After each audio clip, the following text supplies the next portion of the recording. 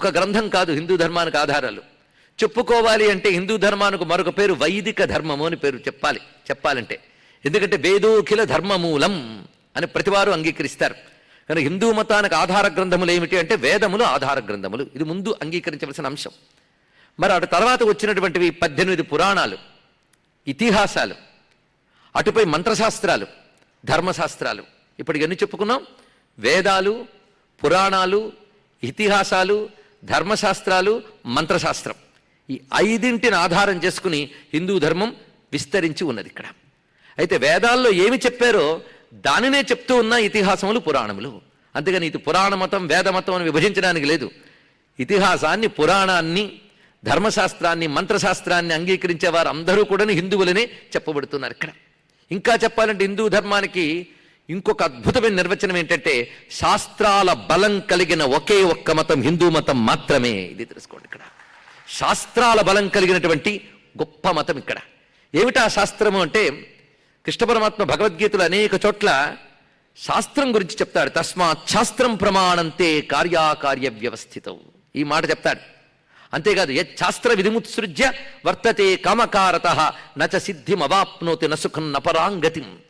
ఇప్పుడు చెప్పండి, భగవద్గీత కంటే ముందు ఒక శాస్త్రం ఉంది కదా. భగవద్గీతతో ప్రారంభం కాలేదు, కృష్ణుడితో ప్రారంభం కాలేదు హిందూ మతం, రాముడితో ప్రారంభం కాలేదు హిందూ మతం.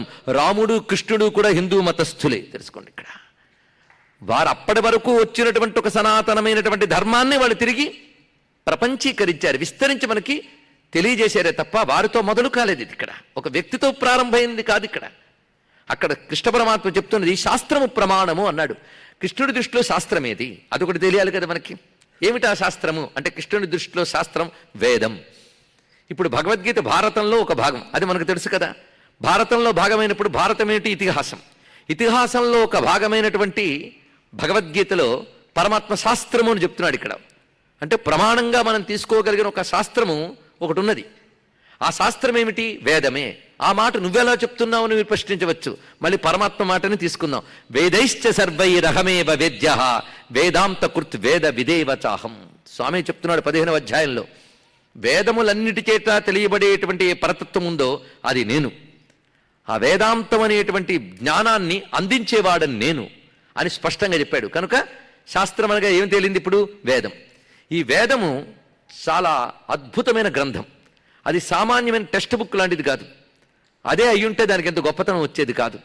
వేదంలో పదాలకి మామూలు లౌకికార్థాలు చెప్పలేం. ఎందుకంటే మామూలుగానే మన లోకంలో ఒక ఇంటెలెక్ట్, ఒక మేధావి యొక్క ఆలోచన స్థాయి, ఒక సామాన్యుడి ఆలోచన స్థాయి కుదరదు. అతను చెప్పేది వీడికి అర్థం కాదు.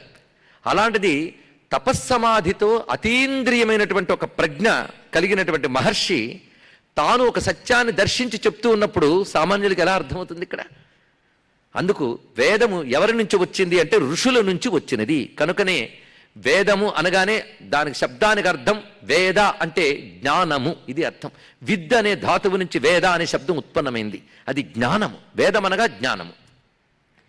ఈ జ్ఞానము ఋషులు మనకు అందించారు. కనుక వేదము ఎవరి వల్ల వచ్చింది? ఋషుల వల్ల వచ్చింది, ఋషి వల్ల కాదు. 4 వేదాల్లో ఎంతమంది మహర్షుల పేర్లున్నాయో, ఈ మహర్షులు ఎవరూ కూడాను నేను ఇది చెప్తున్నానని చెప్పలేదు. అది గొప్పతనం ఇక్కడ.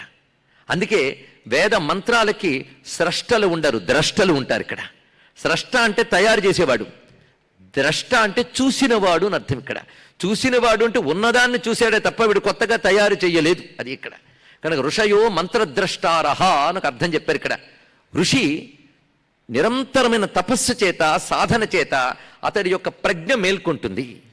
ఆ మేల్కొన్న ప్రజ్ఞ పేరు ఋతంభర ప్రజ్ఞ అంటారు ఇక్కడ. అంటే మామూలుగా మనం చూసేటువంటి ప్రపంచంలో ఎవడు తోచిన సిద్ధాంతం వాడు చెప్తుంటాడు. మనకంటే సైంటిస్ట్ ఇంకా గొప్పవాడు కనుక వాడు ఒక సిద్ధాంతం చెప్తాడు. ఆ సైంటిస్ట్ కంటే గొప్పవాడు మరొకడు ఉంటాడు.